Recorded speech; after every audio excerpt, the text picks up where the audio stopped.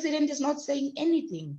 So if the president is not saying anything, which means I must seek assistance from other people from outside the country.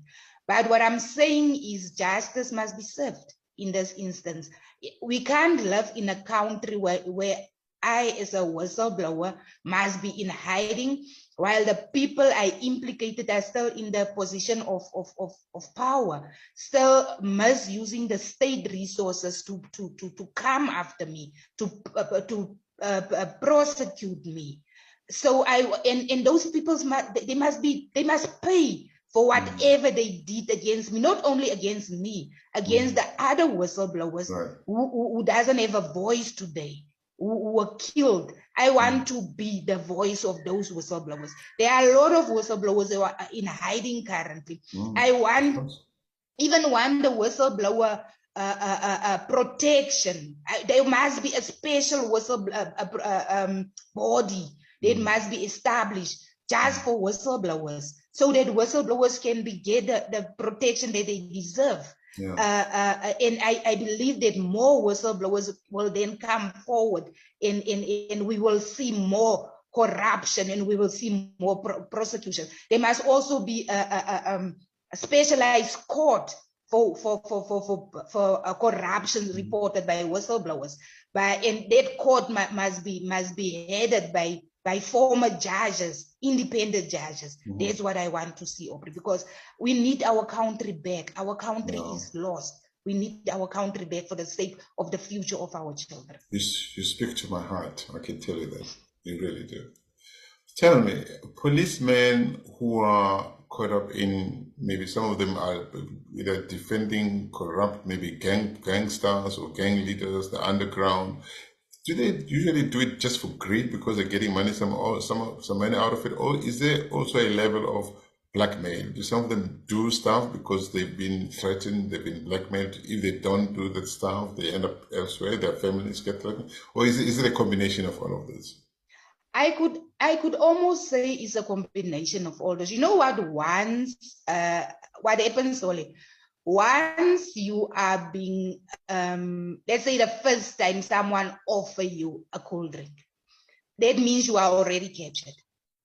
You are already captured, and after that cool drink, you cannot pull out.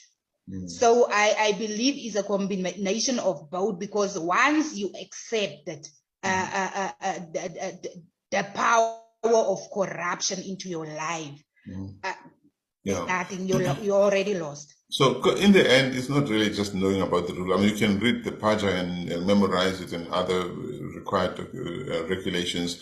But if you are unethical yourself, because a lot of times we think when people are competent, they're educated, they will not be corrupt. But if you think about it, a lot of the people who've messed up South Africa, who've taken our South Africa away from what we hoped it would become, are people with amazing, impressive academic qualifications.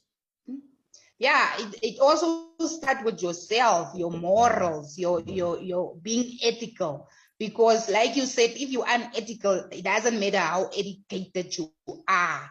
And you found these people, most of them here in Free State, they are pastors. They are standing in front of congregations on Sunday mornings. But their morals, their ethics are so questionable. You know what they're so disgraceful, is disgusting, that you find people who are praying the word of God to other people, but behind the scenes, they are just the devil themselves. The way I hate corruption, corruption from 2009, corruption almost destroyed my family. Corruption now is destroying my family. All my children knows that their parents have been fighting against corruption since they were very young, and they are now adults.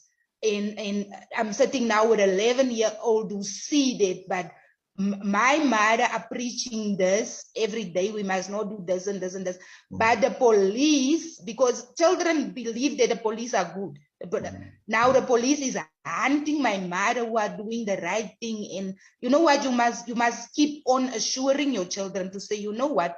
It's not every one of them.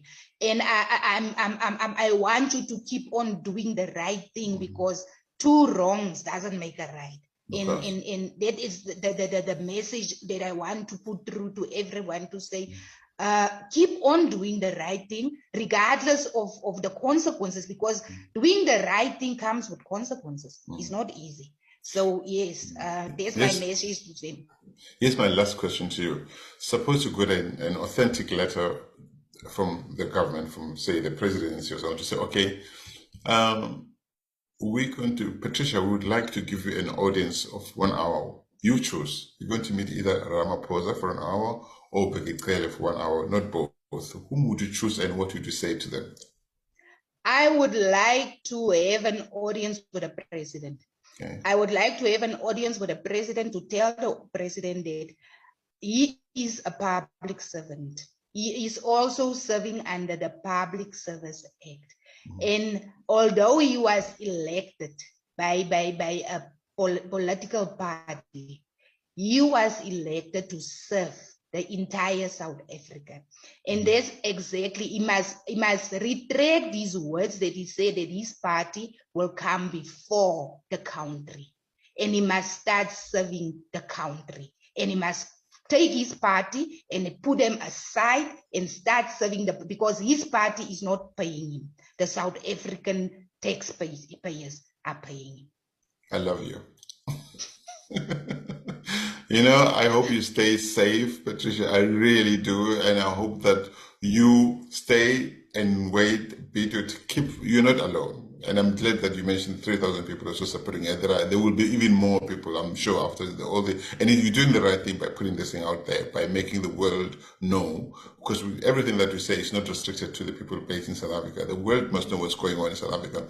The thing is, the sad thing about all of this is that everything you told me is happening within the police service, but it's also happening in other departments. So it's just an accumulation of the extent of the road in South Africa that we signed up for in 1994 doesn't exist anymore. It's been taken astray. And there's only one set of people who can take it back, the people of South Africa. And people like yourselves have a role to play. And sometimes gold has to go through fire before it shows its luster. And the pain that we have to go through, the personal sacrifices, hopefully make us realize that we are here for a bigger cause, for the world, for our people, for our children, for the future, because all of this is combined.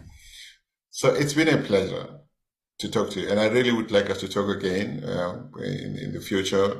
Let's stay connected. I'm looking forward to getting people to see this message and to sharing it, but not only that, to seeing some kind of action. Look, we don't give up hope. Giving up hope should never be an option, right? We must keep hoping that South Africa will be saved by us, the people of South Africa. We must put the kind of pressure that is required on the politicians to, as you say, put country ahead of party. Right now, it's not the case. Thank you very much. Thank you so much, Cele, for Stay safe. me. Okay, thank you so much. Okay, bye. Bye-bye.